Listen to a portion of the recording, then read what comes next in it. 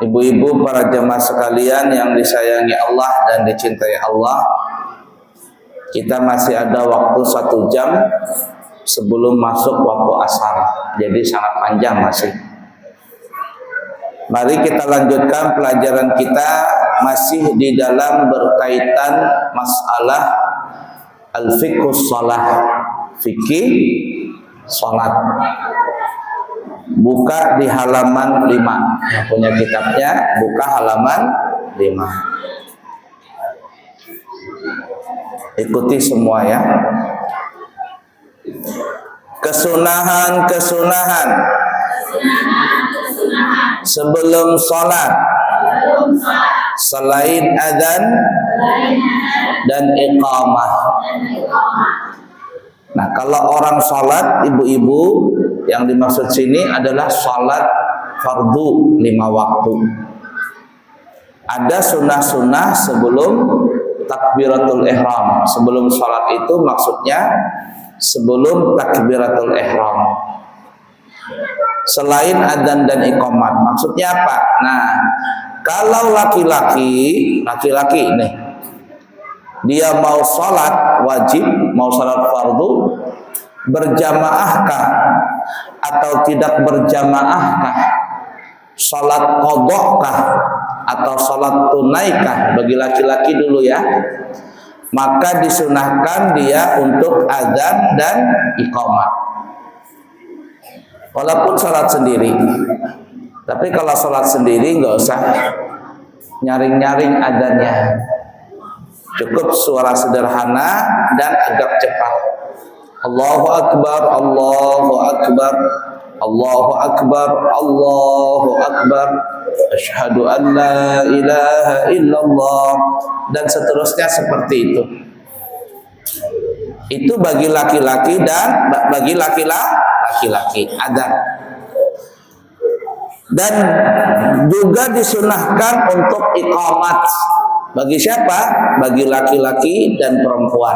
Artinya kalau perempuan sholat sendiri umpama, walaupun sholat sendiri, apalagi berjamaah dengan sesama perempuan, maka perempuan itu tidak disunahkan adzan. Yang disunahkan cuman iqamah. Nah, ingatin ibu-ibu. Nanti ibu-ibu pulang umpama sholat maghrib di rumah, mampar sejadah. Sebelum takbiratul ihram, iqamah. Allahu Akbar, Allahu Akbar, Asyhadu an la ilaha illallah, Asyhadu anna Muhammadan Rasulullah, Hayya 'alas salati, Hayya 'alal falah, Qad qamatis salatu, Qad qamatis salah, Allahu Akbar, Allahu Akbar, La ilaha illallah. Begitu aja. Baru apa lagi ya? Baru doanya. Allahumma rabb hadhihi da'watin tammah wassalatil qa'imah ati sayyidana Muhammadanil wasilata wal fadilah wasyarafata wad darajatal 'aliyatar rafi'ah wa ba'athul maqamal mahmudan alladhi wa'adta innaka la tukhliful mi'ad. Bisa ditambahkan lagi, Rabbi filli wa liwalidayya, Rabbi filli wa liwalidayya, Rabbi filli wa liwalidayya, Rabbi filli wa liwalidayya, Rabbi filli wa liwalidayya, warhamhuma kama rabbayani shaghira. Apalah ibu-ibu baca doa adzan itu, doa iqamat tadi? Apa? Ada yang enggak apa? Banyak. Nah, dengarkan. Siapa yang membaca doa adzan tadi? Doa adzan ya. Allahumma rabb hadhihi da'wati tammah dan seterusnya. Disebutkan di dalam riwayat wajabat syafaati yaumal qiyamah. Orang itu mesti dapat syafaatku pada hari kiamat. Ujar Nabi nih, siapa yang mengamalkan doa setelah adzan? Kalau tadi iqamat ya ibu-ibu, Allahumma rabb hadhihi da'wati tammah. Siapa yang mengamalkan doa adzan tadi, maka kata Nabi wajabat syafaati yaumal qiyamah. Orang itu mesti dapat syafaatku pada hari kiamat. Nah, jadi jangan digampang-gampangkan, jangan dianggap remeh doa setelah adzan tadi. Nah, ibu-ibu kan gak ada adzan, iqamat saja, baca aja itu. Atau ibu-ibu mendengar adzan dulu di masjid, mendengar adzan di masjid, jawab adzan tadi. Setelah adzan baca doa tadi. Nanti ketika ibu-ibu mau sholat, walaupun sendirian, apalagi berjamaah sesama perempuan nih, maka satu yang qomat. Setelah itu baca lagi Allahumma rabb hadhihi da'watit tammah. Mudah dipaham kira-kira? Jadi jangan dianggap remeh tadi itu ya, penting sekali. Baik, jadi kalau sebelum takbiratul ihram bagi laki-laki disunahkan adzan dan iqamat walaupun dia sholat sendiri apalagi berjamaah. Kalau bagi perempuan disunahkan cuman apa Bu? Iqamat saja, gak ada adzan. Baik. Nah, selain adzan dan iqamat kita baca sunah-sunahnya sebelum takbiratul ihram. 1, ikutin semuanya. 1, berjalan menuju tempat sholat dengan tenang dan santai. Maksudnya kalau ibu-ibu mau sholat berjamaah di masjid kah, dilanggar kah, nggak usah lari-lari. Itu anak santri putri itu sering terlambat, orang sudah iqamat baru dia turun lari-lari, hukumnya makruh. Santri putri itu kenapa? Karena kalau terlambat kena denda, takut dia kena denda. Lari-lari makruh. Nah, jadi jangan terburu-buru, santai saja. Arti santai itu jangan juga terlalu lebay jalannya. Ya, jalan sederhana saja dengan tenang dan santai. Tidak boleh lari-lari. Nah, apalagi umpama naik motor sudah mau sholat nih, ngebut, begitu. Apalagi ibu-ibu rating kiri belok ke kanan. Ya, rating kirinya beloknya ke kanan, payah itu. Ibu-ibu pas tubrukan, yang salah ibu-ibu tetap aja dia marah-marah, yang nubruk dimarahin. Itu makhluk yang paling terkuat di dunia adalah ibu-ibu. Ras terkuat di dunia ibu-ibu. Ada bulan lalu Abuya itu bulan lalu umrah, insyaallah tanggal 15 Abuya berangkat lagi umrah. Jadi bulan lalu tuh, nah ngantri makan kan, ngantri makan. Sekalinya ada bertiga berempat tuh ibu-ibu, balap dia, nyerobot. Lalu saya bilang ibu-ibu sudah tahu ngantri masa jadi serobot. Katanya, ketawa aja. Dasar kata saya ini makhluk nggak bisa kalah ini. Makhluk paling terkuat di dunia. Ya, jangan dibiasakan begitu ya, nggak boleh. Insyaallah nanti Abuya berangkat hari apa tuh? Tanggal 14 atau tanggal 15 itu, insyaallah. Yang mau berangkat bulan Ramadan untuk majelis taklim, kelompok majelis taklim Nurul Anwar awal tahun, Abuya kasih harga 28 juta untuk ini aja. Apa namanya nih? Spesial. Kalau orang lain 30 juta.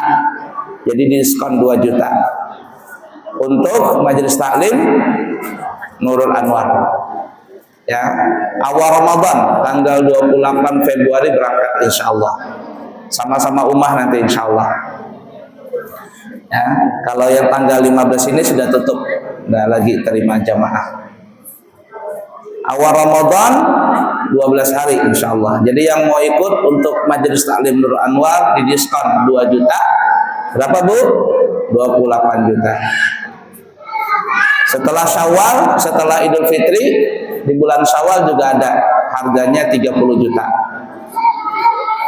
Baiklah ya. Nah, lanjut ya. Yang kedua. Halo ibu-ibu. Boncang arisan kah?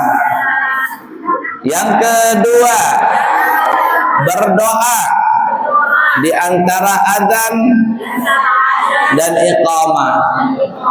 Nah, ini antara adzan dan iqamah. Bainal adzanaini du'aun mustajab. Dalam riwayat ad-du'a la yuraddu.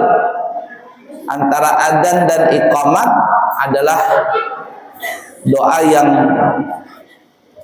mustajab. Antara adzan dan iqamat, apabila berdoa la yuraddu, maka tidak ditolak, pasti diterima. Pasti diterima. Nah, makanya kita antara adzan dan iqamat itu membaca doa. Boleh sendiri, boleh berjamaah. Kalau di pesantren Al-Islam Nurul Anwar membaca doa Syekh Abu Bakar bin Salim. Allahumma ya azima sultan, ya qadimal ihsan, ya daiman ni'am, ya katsiral jud, ya wasi'al ata, ya dafi'al bala, sampai habis. Kalau di tempat lain ada yang membaca Asmaul Husna. Ya Allah, ya Rahman, ya Rahim, ya Malik, ya Qudus, ya Salam, ya Mu'min, ya Muhaimin, sampai habis. Sampai habis. Doa situ.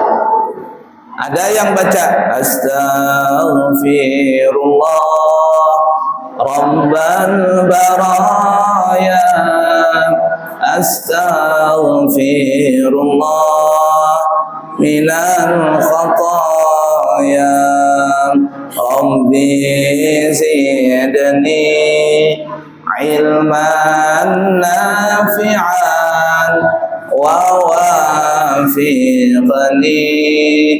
amalan maqbulan. Ada juga.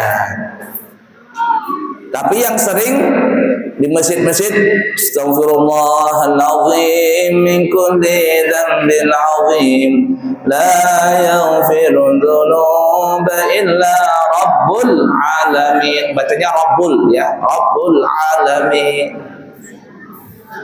Kebanyakan antara adzan dan iqamat orang itu membaca doa istighfar, membaca doa istighfar dan salawat. Kenapa ya salawat dan istighfar? Karena kata ulama ada tiga amalan nih, yang apabila kalau kita beramal pasti diterima, tidak mungkin ditolak, pasti diterima Allah Ta'ala. Yang pertama membaca salawat, pasti diterima. Yang kedua membaca istighfar, pasti diterima. Dan yang ketiga bersedekah kepada orang fakir dan orang miskin. Tiga amalan ini. Makanya orang yang mengamalkan kitab Dalailul Khairat tentang salawat, itu di dalamnya Dalailul Khairat adalah salawat istighfar, salawat istighfar. Nah, kami melihat setelah adzan dan iqamat di Mekah dan di Madinah, begitu juga mungkin ibu-ibu bisa lihat ya di TV ketika selesai adzan di Mekah atau di Madinah, TV itu ada secara langsung, terutama di depan Ka'bah. Itu ada orang yang salat qobliyah, setelah salat qobliyah mereka berdiri berdoa begini sambil menghadap Ka'bah, berdoa terus dia. Doa sambil melihat Ka'bah. Kenapa? Karena waktunya mustajab dan tempatnya mustajab. Waktunya mustajab di antara adzan dan iqamat. Kemudian melihat Ka'bah. Orang melihat Ka'bah saja itu pahala. Orang melihat Ka'bah saja itu pahala. Makanya ibu-ibu kalau ada punya rumah, maksudnya kalau di rumah kita itu usahakan ada gambar Ka'bah. Kenapa? Dengan melihat gambarnya aja insya Allah jadi pahala, apalagi ngelihat yang utuh. Ngelihat utuh tuh Ka'bah sambil berdoa. Salat begitu juga. Kalau nanti kita bahas ini ya. Kalau orang salat bukan di depan Ka'bah, ngelihatnya di tempat sujud. Tapi kalau salat di depan Ka'bah, pandangin tuh Ka'bah. Jangan yang dipandang Tower Zam-Zam. Tahu Tower Zam-Zam ibu-ibu? Menara yang gedung tertinggi di dunia kedua setelah Cina, setelah Burj Khalifah. Jangan. Ka'bah yang dilihat. Ada orang lucu nih ya, pas saya selesai umrah gitu ya, orang India atau orang Bangladesh tuh berdoa dia, tapi kemana berdoanya? Menghadap ke Tower Zam-Zam. Ke Tower Zam-Zam dia menghadap. Salah kata saya. Nah, Tower Zam-Zam itu cuma hotel biasa. Nah, jadi ingatin tuh, siapa tahu berumrah dan insya Allah berataan semuanya berangkat umrah dan haji. Amin, segera ya. Segera. Nah, menghadap ke Ka'bah dan berdoanya setelah adzan dan iqamah. Terus dia berdoa. Paham kira-kira? Baik. Lanjut. Yang ketiga, segera melakukan hal-hal yang terkait dengan sholat di awal waktu. Nah, jadi kalau seandainya sudah selesai semuanya, segera mengerjakan hal-hal yang berkaitan dengan sholat di awal waktu. Seperti apa? Nanti kita sebutkan. Seperti merapikan shop, meratakan shop, bajunya rapi. Ibu-ibu, nih berapa kali Abu ya sudah pernah ngajarin ya. Mukenanya jangan taruh di sini. Mukena jangan taruh di sini. Nah, ini bukan wajah ini bawah dagu. Jangan di sini. Nah, taruh sini. Ya. Ini hal-hal yang berkaitan dengan sholat. Jadi jangan taruh sini juga, apalagi longgar kelihatan leher. Tidak sah. Taruh sini. Sini. Paham ibu-ibu? Rambut pakai ciput. Nah, jangan berbarangan sholat itu. Ini penting. Yang pakai mukena atasan dan bawahan, ya. Ini hati-hati ngangkat tangan. Kalau dia ngangkat tangannya begini, nah ini, nah gini ya. Mana? Nah, begini umpama. Ini atasan. Angkat tangan begini, Allahu Akbar. Kelihatan sini. Angkat tangannya gini, Allah, kelihatan sini. Maka salatnya sah atau tidak? Tidak sah. Kenapa? Ini tidak boleh. Jadi kalau mau pakai mukena atasan bawahan, pakai baju lengan panjang, pakai handshot nggak perlu, handset, handshot lain, handset ini handshot. Nah, nih, nah ini kayak rumah nih, coba tunjukin, kasih, gini. Nah, kalau salatnya pakai ini, Allahu Akbar nih kelihatan sini, tidak sah. Paham lah ibu-ibu? Makanya jamaah umrah yang di bawah sama kami itu kami sediakan handshot itu. Karena orang tawaf nih sama orang sholat sama dalam menjaga aurat, dalam menutup aurat. Nah, ini perempuan kalau mau tawaf sempurna. Pakai handshot, pakai ciput, pakai jilbab taruh sini. Nanti ketika ngangkat tangan Allahu Akbar, nah enak. Kelihatan ininya lengannya, tidak sah salatnya. Tidak sah. Hati-hati itu. Nah itu. Apalagi perempuan yang sebelum takbiratul ihram yang diperhatikan, yang berkaitan dengan salat, memakai celana legging kah? Legging. Legging. Kenapa? Karena perempuan itu nanti tidak sadar ketika sujud terangkat pinggulnya. Padahal perempuan itu kalau sujud semakin rendah, pinggulnya semakin baik. Kalau laki-laki sholat sujud dengan meletakkan lengan di lantai, nih kayak model begini binatang, hukumnya makruh. Laki-laki itu nah sholat begini nih. Nah sujud, ininya nyentuh di lantai. Bagi laki-laki hukumnya makruh, tapi bagi perempuan dianjurkan, disunahkan begini sampai ke lantai. Ya, kemudian pinggulnya laki-laki, nih pinggul itu terangkat, tangannya diangkat, pinggulnya terangkat. Tapi perempuan semakin turun semakin baik. Nih, lengannya taruh di lantai, pinggulnya turun, perutnya nempel dengan paha. Tapi kalau perempuan sholat tidak seperti itu, model kayak laki-laki, pinggulnya terangkat, mukenanya pendek, kakinya nggak pakai kakinya nggak pakai celana legend apa? Ketika terangkat pinggulnya,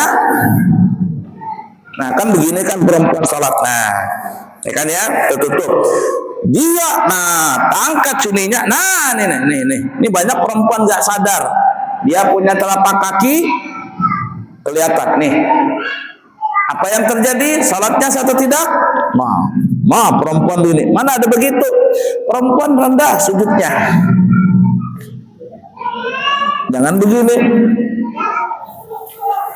Kelihatan betis, maka salatnya tidak sah. Mudah dipaham? Hati-hati, pakai leji. Yang berumrah itu nah Buya kasih, kata Buya pakai leji, pakai ciput, pakai handshot, pakai kaos kaki. Perempuan pakai kaos kaki kalau tawaf. Hati-hati. Berapa tahun sudah sholat, sekarang baru belajar. Saya baru tahu Abuya. Nah itu pentingnya belajar. Kalau orang nggak belajar sembarangan ibadahnya. Mudah dipaham kira-kira. Nah itu yang penting terkait dengan hal-hal yang terkait dengan sholat. Pakaian perhatikan, ganteng-ganteng kalau mau sholat, rapi-rapi. Jangan bajunya sembarangan sholat, jangan. Baju nang bolong-bolong habis menyangak iwak kering dipakai sholat. Menyangak menggoreng ikan kering itu nah dipakai sholat, jangan ya. Tapi bagus-bagus, berudu yang baik, kalau bisa mandi, ya sikat gigi. Mau sholat menghadap Allah Ta'ala, kita mau ke pengantin aja, Masya Allah, pengantin itu lah. Ada 5 kali, ada 3 kali sehari pengantin, 3 kali juga berganti tas. Tasnya 3 kali, taruh dalam mobil. Ini pengantin ini, tasnya ini. Pengantin yang 2, tasnya ini. Tasnya dikasih lihat, pamer tas. Awai. Ya, kalau bisa berganti baju, berganti baju.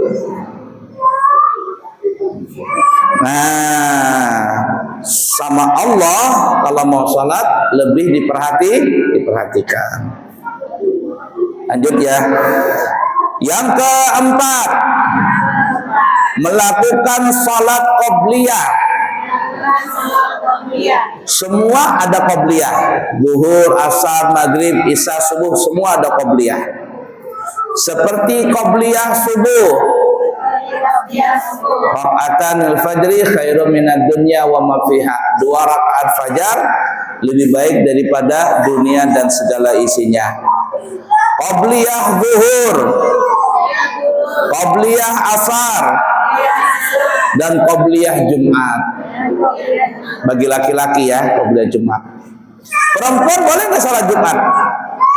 Boleh. Kalau perempuan sudah salat Jumat, maka dia tidak perlu lagi salat zuhur.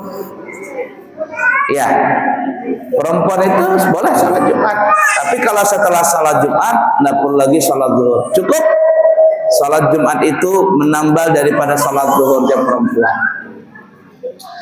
Dulu di masa kami kecil, di Balikpapan masih kecil, Pasar Baru, itu di Masjid Aswada Pasar Baru, di atasnya itu loteng 2, separuh kanan laki-laki, separuh yang kiri perempuan. Banyak perempuan salat berjamaah salat Jumat di mana namanya, di Masjid Aswada itu. Sekarang nggak ada lagi perempuannya, nggak tahu kemanaan. Apakah ada di Balikpapan perempuan salat Jumat? Nggak tahu. Apakah masih ada atau tidak? Kalau dulu banyak perempuan salat Jumat.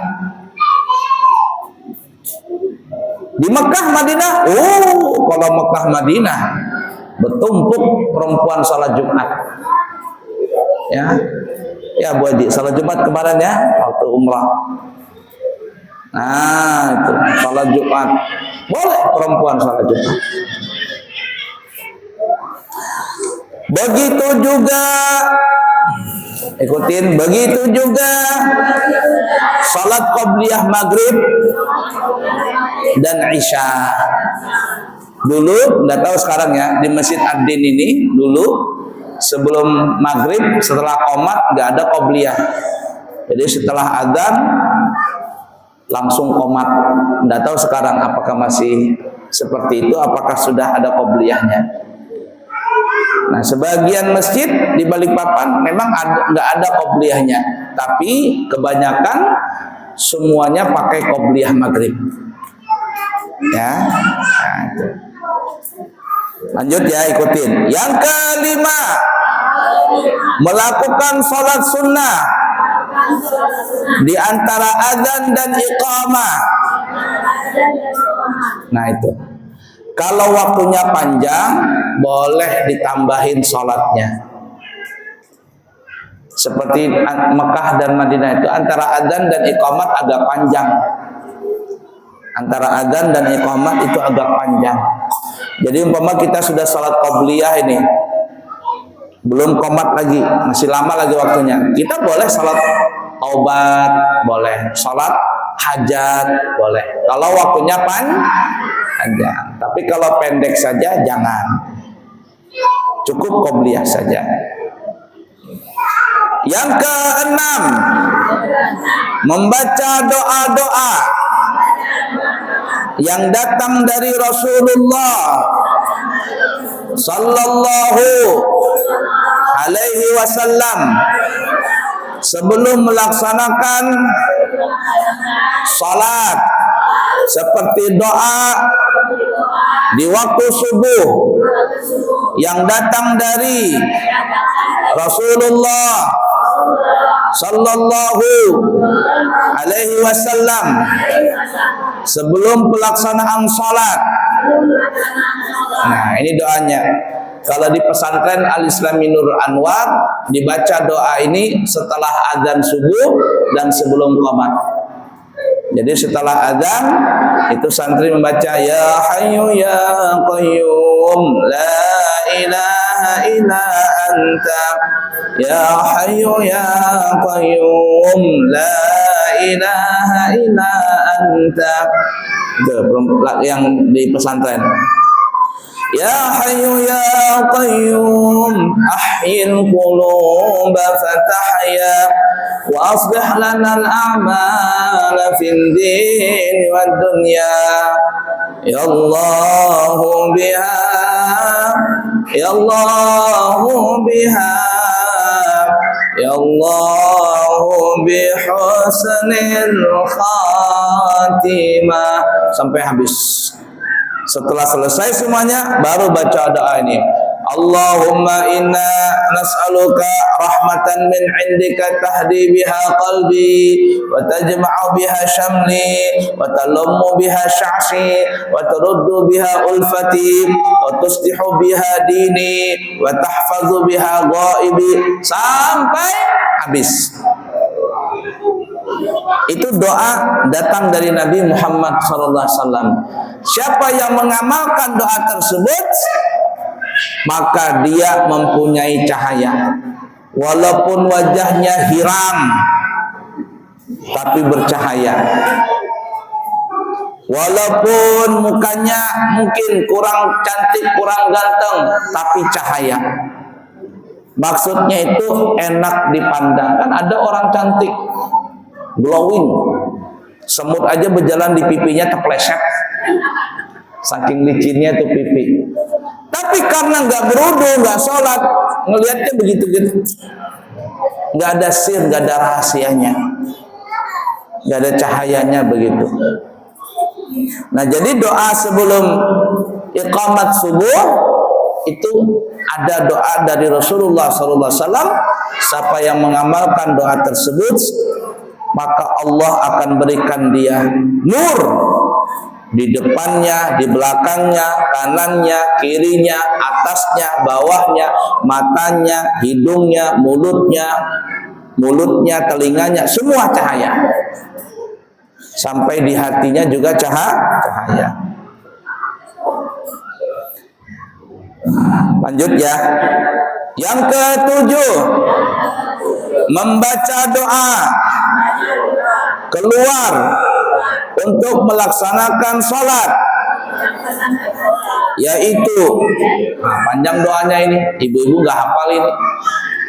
Allahumma inni as'aluka bihaqqis sa'ilina alaika wa bihaqqir raghibina ilaika wa bihaqqi man syaya hada ilaika fa inni lam akhrud asyaran wala batara wala riya'an wala sum'atan bal kharatu ittiqa'a sakhatika wa ibtigha'a mardatika fa as'aluka an tu'idani minan nar wa tadkhilani al-jannah wa taghfir lidh-dhunubi fa innahu la yaghfiru dhunuba illa anta subhanalladzi sakhkhara lana hadza ama kunna lahu muqrinin wa inna ila rabbina lamunqalibun wa qala irkabu fiha bismillahi majreha wa mursaha inna rabbi laghafurur rahim bismillah tawakkaltu 'ala Allah wa la haula wa la quwwata illa billahil aliyyil azim. Kalau enggak hafal sebegitu banyak, jangan lupa baca yang sedikit. Apa itu? Sekurang-kurangnya Bismillahirrahmanirrahim. Orang Bahar itu mengajarkan kaki kanan Bismillah, kaki kiri Ar-Rahman, kaki kanan lagi Ar-Rahim. Bismillahirrahmanirrahim. Sekurang-kurangnya, jangan nggak baca itu. Mau lebih banyak lagi, tambahin Bismillahi tawakkaltu 'ala Allah. Nah, dikatakan dalam riwayat siapa yang membaca doa yang kita sebutkan tadi itu, maka syaitan tidak bisa mengganggu orang ini. Tidak bisa mengganggu orang ini. Bahkan setan sudah putus asa. Waduh, kata setan, selesai sudah. Tidak bisa kuganggu, kata setan. Kenapa? Dia sudah baca doa tadi itu. Dia sudah baca Allahumma inni as'aluka bihaqqis sa'ilina 'alaika itu sampai seterusnya. Setan nggak bisa ganggu dia dalam perjalanan. Dari berangkat sampai pulang, setan angkat tangan. Nggak bisa mengganggu orang tadi. Nah, sekurang-kurangnya tadi apa ya Bu? Bismillahi tawakkaltu 'ala Allah. Mudah dipaham kira-kira? Lanjut, ikuti semuanya. Yang ke-8, berdiri melakukan salat. Setelah selesainya iqamat. Ada yang mengatakan bahwa berdirinya saat lafaz qad qamatis shalah. Ingatin ya, terutama yang bapak-bapak kalau jamaah. Kita yang mau berjamaah itu berdirinya menuju shaf atau berdirinya di dalam shaf ada dua pendapat. Yang pertama mengatakan setelah iqamat. Setelah iqamat baru berdiri. Ada yang mengatakan pada saat qad qamatis shalah baru berdiri. Orang Bahari mengatakan, dengarkan ini ibu-ibu ya. Orang Bahari mengatakan siapa yang mengamalkan berdiri pada saat si muadzin membaca qad qamatis shalah lalu dia berdiri, dan berdirinya itu jar orang Banjar dengan bekujat. Tahu bekujat? Apa ya? Dengan semangat, ya. Dengan semangat. Pas qad qamatis shalah bangun ya. Wah, cepat. Jangan nang kayak kena pulau Hongkong.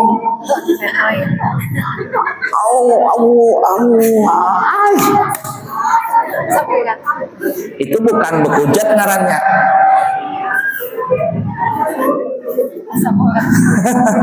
Asam urat lah, udah terjepit kah apa gitu. Ya. Ini Abuya kenain apa namanya nih? Nah, lengket. Apa namanya? Victor apa ini? Ini waktu bulan September kenanya. Nah, tapi ini nggak ada obatnya. Obatnya nggak ada. Obatnya di terapi aja gini-gini hilang dia. Abuya tanya sama bubuhan nenek-nenek kai-kai, apakah begini? Itu kalau dia tersembar 40, hampir rata-rata semuanya begitu. Ada yang punya kena sudah gini? Masih kah? Obatnya enggak ada obatnya kata orang, cuman di terapi aja. Nanti hilang sendiri dia. Itu menunjukkan kita sudah tuh.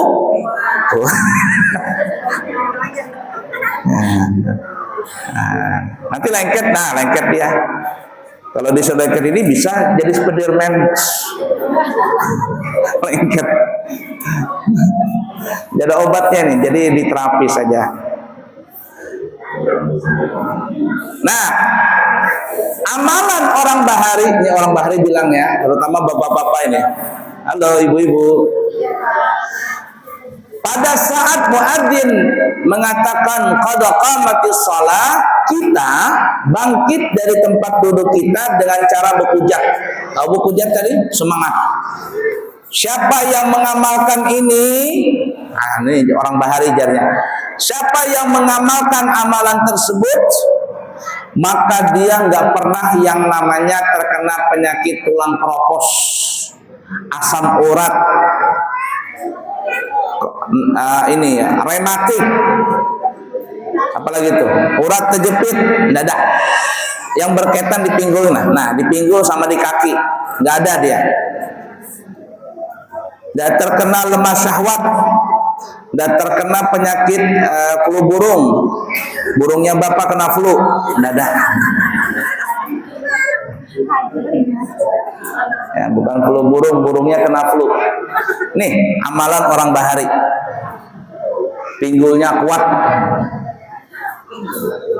Ada juga orang mengisahkan ya, ini cuman apa namanya, saking keyakinan tinggi.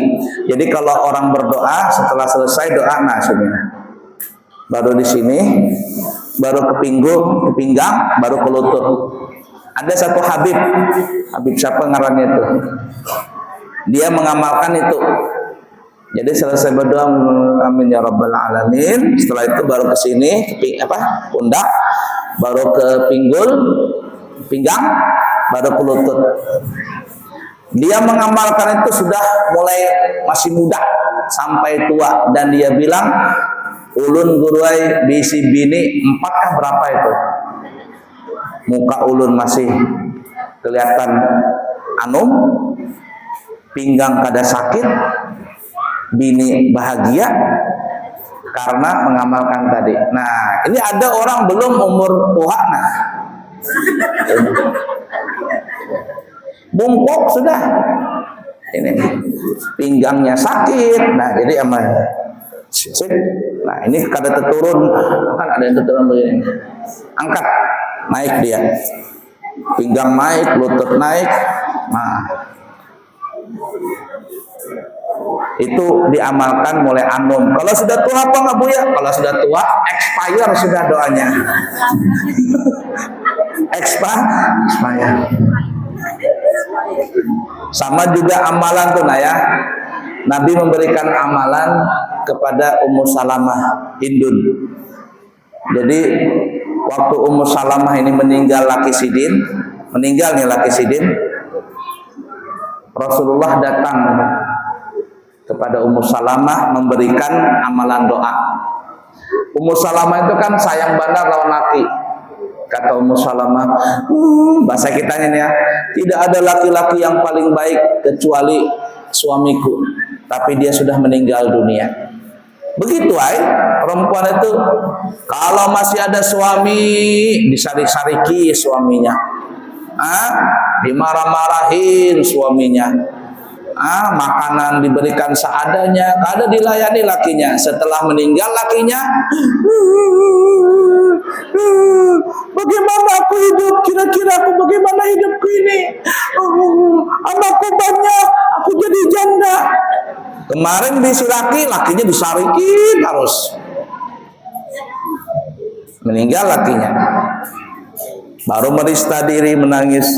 Kalau sudah tiada, baru terasa bahwa kehadirannya sungguh berharga.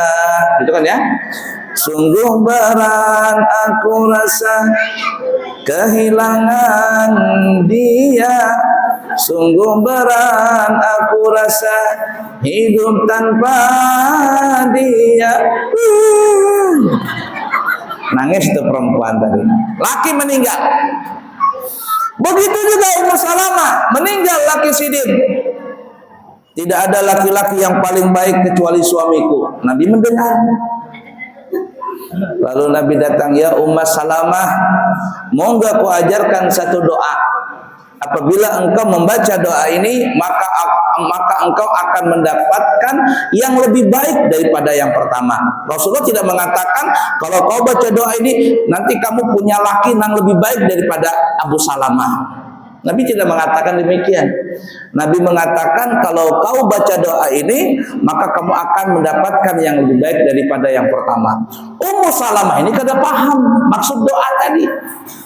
Padahal Rasulullah ini mengajarkan doa ini, insya Allah engkau akan mendapatkan laki-laki yang lebih baik daripada suamimu yang pertama. Ummu Salamah kada paham. Nggih ya Rasul, ulun baca.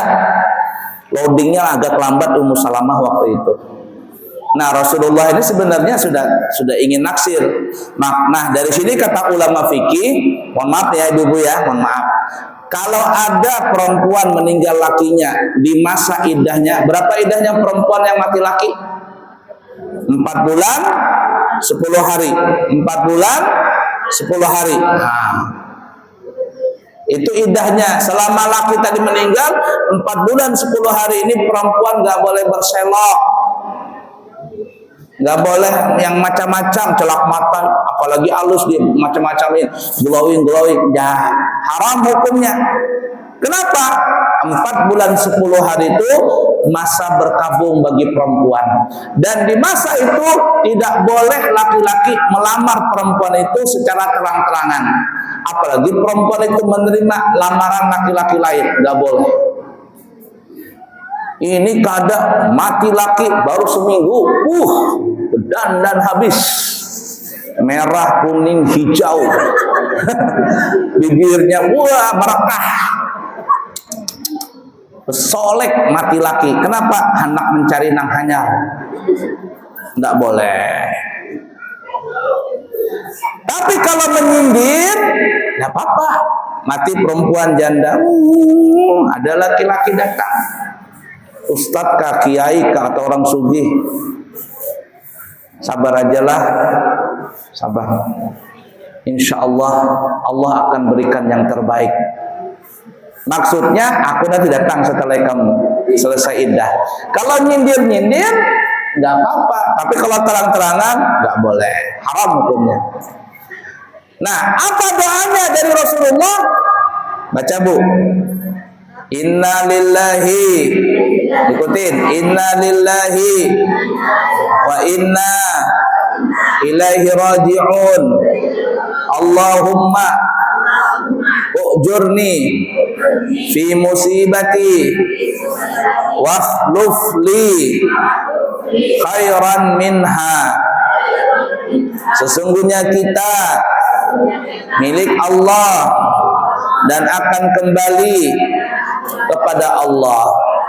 Ya Allah, berikanlah pahala kepadaku dari musibah ini, dan berikanlah aku pengganti yang lebih baik daripada sebelumnya.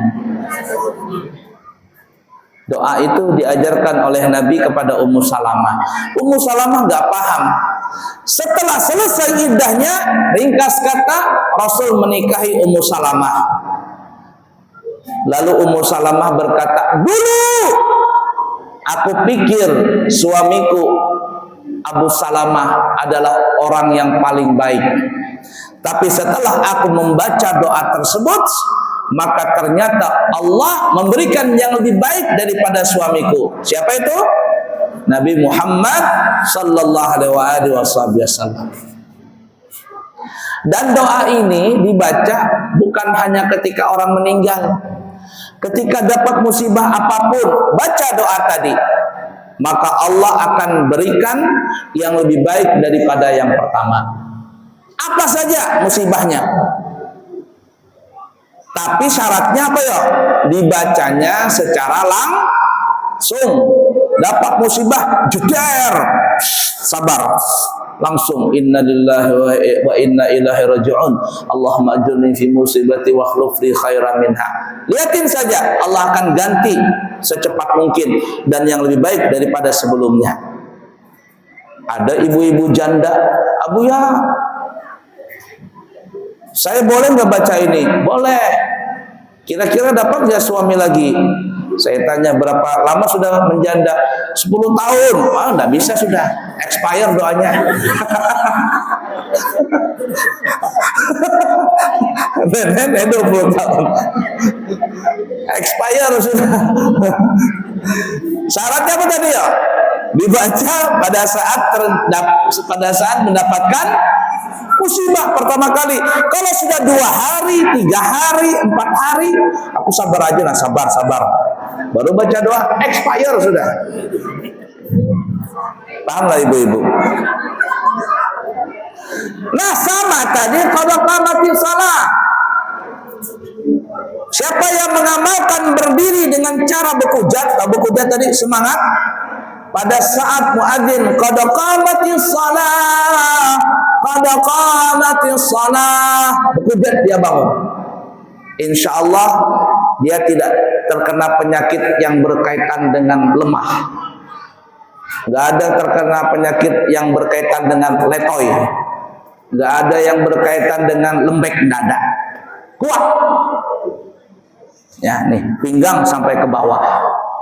Tapi diamalkan dari masa sudah, ini sudah rengkota, sudah asam urat, ini tuh baru ngamalkan expire.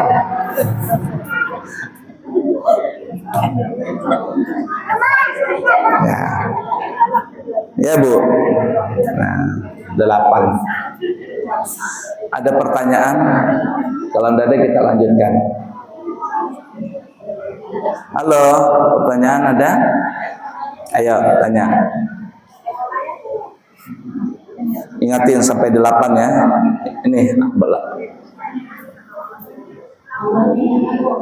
Ini enggak, ini entar dulu sampai nomor 8 catatannya. Nanti kita sambung. Nanti akan datang nomor 9 ya. Ya, buat.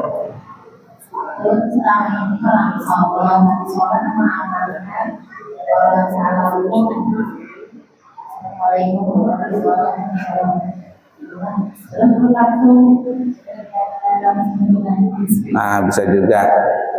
Tapi ada bacaannya. Mengusap wajah ini ada bacaannya. Riwayatnya Ibnu Sina, Ibnu Sunni. Asyhadu an la ilaha illa huwa rahmanur rahim. Allahumma dhhab anni al-hamma wal hazan. Bacaan itu setelah selesai salam. Assalamualaikum warahmatullahi. Assalamualaikum warahmatullahi. Asyhadu an la ilaha illa huwa rahmanur rahim. Allahumma adhhab anni al-hamma wal hazan. Itu amalannya. Siapa yang mengamalkan ini, maka dia tidak pernah terkena penyakit sedih. Nggak ada yang namanya gundah gulana, alias selalu happy. Selalu happy. Hati senang walaupun tak punya uang. Oh, nah itu happy. Itu amalan amalan setelah salam. Asyhadu an la ilaha illa wa rahmanur rahim. Allahumma adhhab anni al-hamma wal hazan. Coba ikutin. Asyhadu an la ilaha illa wa rahmanur rahim. Allahumma idhhab anni al-hamma wal hazan. Nah, itu amalan untuk selalu happy. Paham lah ibu-ibu? Nah, kalau nggak tahu nanti dicatat. Nah, jadi itu amalan senang, amalan happy. Orang bahagia itu bukan di harta, orang bahagia itu bukan di mobil, orang bahagia itu bukan baju, bukan tas, tapi di hati. Senang, happy terus. Ya, bagus itu amalan tadi. Nah, itu ya. Tapi ada juga yang menyuruh kalau mau usap wajah itu jangan turun, tapi ke atas gini. Nah, jadi airnya turun ke bawah, wudhu ya, ambil turun, tapi gosoknya ke atas. Makanya kan orang berpupur tuh begini. Nah. Kalau dia turun wajahnya. Nah, makanya orang tarik benang. Siapa yang tarik benang di sini? Mau tarik benang. Biar wajahnya tarik benang, yang di bawah keturun juga. Dia nggak bisa dibohongin di bawah itu. Ini kencang muha, tapi leher kendor, nggak bisa dibohongin. Mukanya kencang, pas dibuka jilbabnya nyot kendor leher. Ya, ada lagi pertanyaan? Bagus, amalkan. Tinggal dibaca doanya tadi. Ya. Ulun telah hendak berselawat 40 hari berselawat. Oh, kira berselawat tadi. Berselawat. Ulun mendengar berselawat. Berselawat, membaca salawat. Bagus. Bagus, salawat. Untuk ibu-ibu walau keterangan amalkan ibu. Nah, bagus. Salawat. Ada orang bertanya, Abu ya, amalan apa yang paling bagus? Salawat. Ulun Abu ya kada berduit, apa amalannya? Salawat. Doa apa yang paling baik? Salawat. Dan yang paling baik sudah. Salawat tuh pandai. Kami pribadi nih. Tawaf sa'i. Kalau sudah baca doa yang lain masih banyak waktu, salawat aja dibaca. Pokoknya doa yang paling baik itu salawat. Walaupun kita kadang membaca doa yang lain, tapi kita baca salawat, Allah paham. Allah paham dengan doa kita. Yang penting salawat. Kalau kami ditanya guru amalan apa, doa apa yang paling baik, salawat. Karena inti semuanya itu di Nabi Muhammad SAW. Allah tidak pernah akan menciptakan alam semesta kecuali Nabi Muhammad. Ini intinya nih nah. Suhunya di atas suhu doa itu. Kita baca Allahumma sholli ala sayyidina Muhammad, ya Allah sampaikan salawat dan salam kepada Nabi Muhammad. Selesai. Intinya di situ sudah. Di Nabi Muhammad apalagi. Jadi kalau seandainya kita sholat 5 waktu sudah, puasa sudah, paling baik salawat sudah. Paling baik salawat. Tidak ada lain sudah. Ada baca doain doa itu kada kabul juga, salawatnya kurang. Banyakin salawat. Bagus. Terus lanjutkan. Hah? Boleh. Salawat di hati boleh. Ya. Baik. Ada lagi pertanyaan? Sambung? Ya, nenek, silakan. Ada.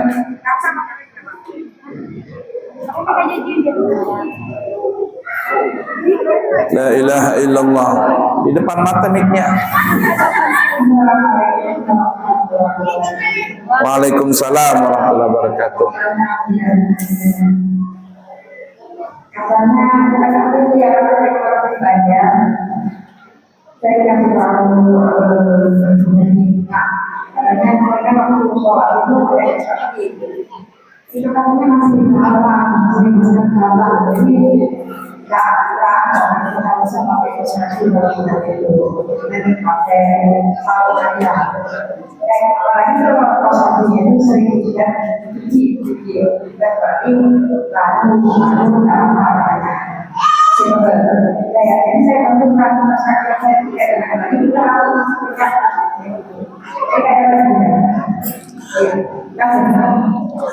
pakai kaos kaki itu adalah untuk safety bagi perempuan supaya ketika salat terutama pada saat sujud itu sebagai safety. Siapa tahu terangkat mukenanya, maka kakinya itu, kulit kakinya itu tidak kelihatan karena terbungkus dengan kaos kaki. Begitu juga celana legin tadi. Siapa tahu terangkat kain mukenanya, itu nggak apa-apa asalkan dia memakai celana legin tadi. Tetapi perlu diperhatikan, kaos kaki tadi memang benar, mesti kaos kakinya yang bersih. Jangan kaos kaki nang dibawa main sepak bola, bawa ke pasar, dipakai lagi ke masjid. Jangan. Yang baik, yang bersih kaos kaki tadi. Paham lah ibu-ibu ya?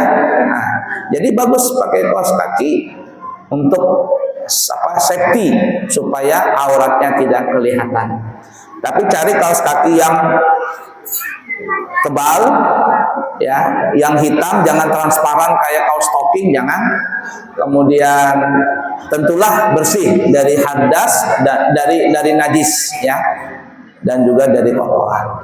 Sampai waktu? Baik. Nanti kita sambung lagi ya di nomor 9. Ya, nomor 9 halaman 6. Tolong ditandai. Sekali lagi, siapa tahu ibu-ibu berjamaah yang ingin berumrah awal Ramadan, kita berangkat tanggal 28 Februari. Untuk jamaah Nurul Anwar, kami berikan diskon dengan harga 28 juta. Selain Majelis Taklim Nurul Anwar, harganya 30 juta rupiah. Yang baik dari Allah, yang buruk dari pribadi, mohon maaf, mohon ampun. Subhanakallahumma wa bihamdika asyhadu an la ilaha illa anta astaghfiruka wa atubu ilaik. Wa akhiru kalam, assalamu alaikum warahmatullahi wabarakatuh.